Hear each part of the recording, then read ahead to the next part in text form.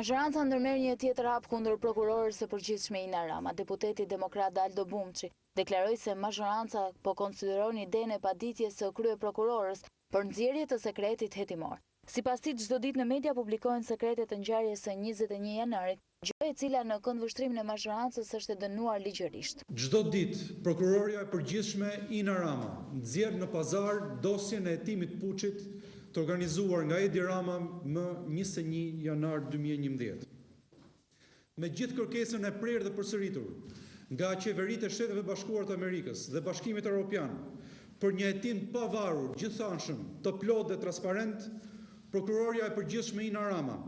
duke dëshmuar se ka shndruar prokurorinë në një repart të Partisë Socialiste, boton në shtypin e opozitës dëshmi dhe dokumenta duke faktuar se vazhdon në rolin e saj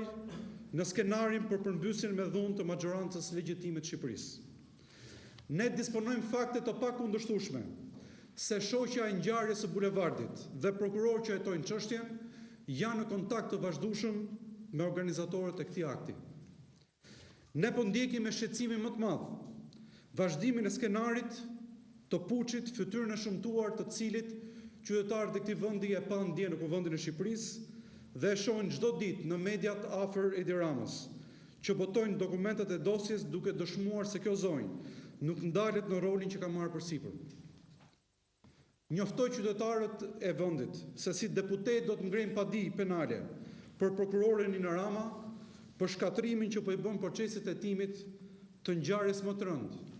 përpjekjes për të rrëzuar me dhunë një shumicë legjitime. Edhe zëvendës ndihmës sekretari amerikan i shtetit Thomas Countryman, ndërsa përsëriti mbështetjen e palëkundur të Shteteve të Bashkuara të Amerikës për hetimet ndaj prokurorës së përgjithshme dhe prokurorisë shqiptare, ftoi gjithashtu këtë institucion të mos nxjerrë sekretin hetimor, por ta ruajë atë